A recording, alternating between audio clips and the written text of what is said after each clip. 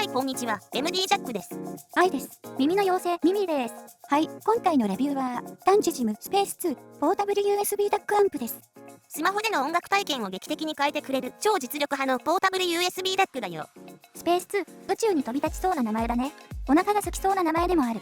スパイスかスペース食を連想したの？ミミーちゃんは相変わらず食いしん坊だね。うふふ、ミミーちゃんらしいわね。初代スペースから当然進化してるのよ。中身が透けて見えてかっこいいやつね。そこから何が変わったの？やっぱり専用アプリに対応したことね。そう、初代スペースは団体動作モデルだったから、今回のスペース2でようやくスマホから色々なコントロールができるようになったんだわ。マニアックな音質のカスタマイズとかが手軽にできるようになったから実用性が一気に上がりましたね。それとダックチップに入る前の段階でデジタル入力を整えるピュアブリッジインターフェースチップ、これは新しい設計じゃん。そうだね、上位モデルのスペースプロにもなかった気がする。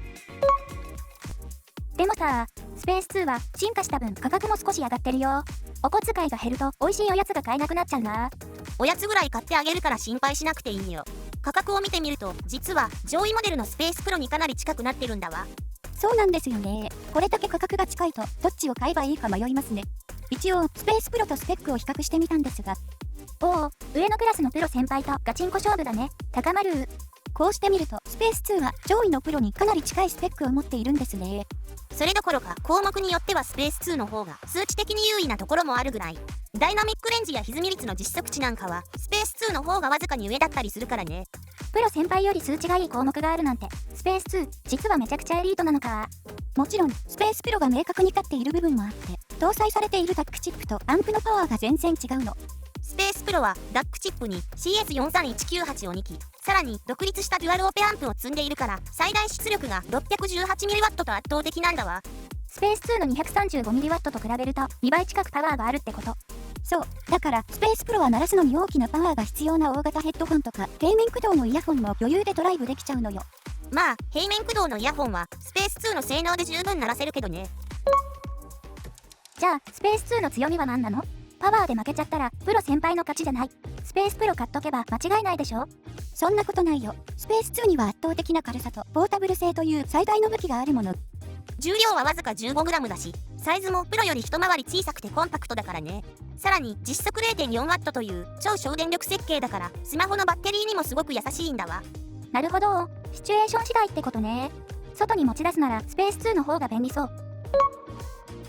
今回スペック表で細かい数値を比較したけど、どっちが優秀か白黒はっきりつけるためじゃなかったのよ。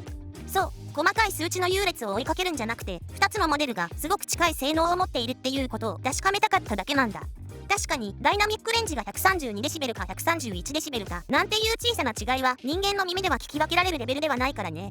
数値の小さな差にはあまり意味がないと思ってる。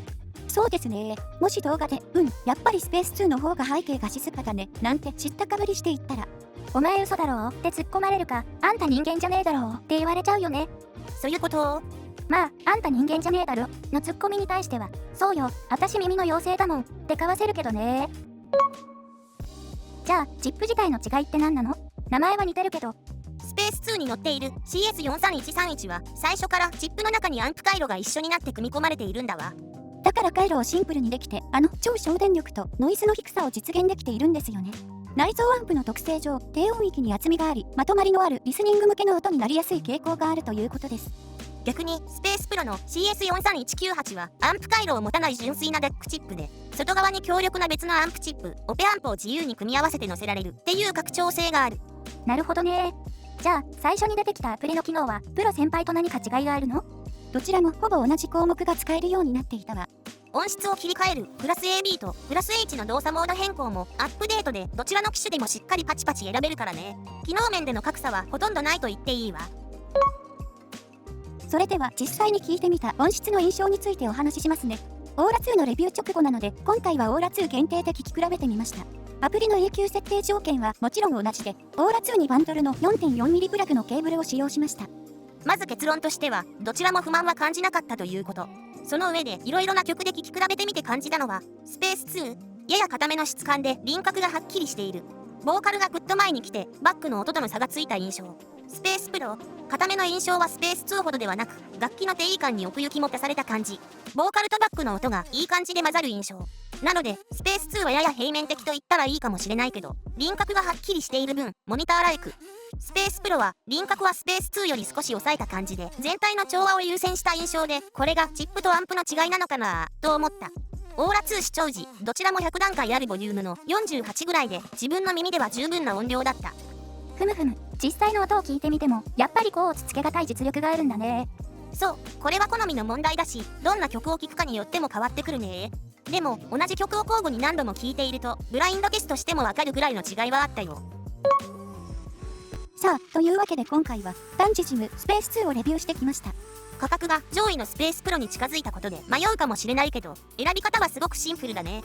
サイズの違いによる持ち運びやすさや、スマホのバッテリー持ちといった利便性を最重要とするなら、今回のスペース2が間違いなくベストバイってことですね。逆に鳴らしにくいヘッドホンもゴリゴリ鳴らせるような大パワーも必要とするなら、スペースプロを選ぶのが幸せになれるわ。自分の使い方に合わせて選べば、どっちを買っても大満足間違いなしだね。よし、お腹空いたから私はスペース、宇宙じゃなくて美味しいご飯を食べに行ってくる。うふふ、最後もやっぱり食べ物なのね。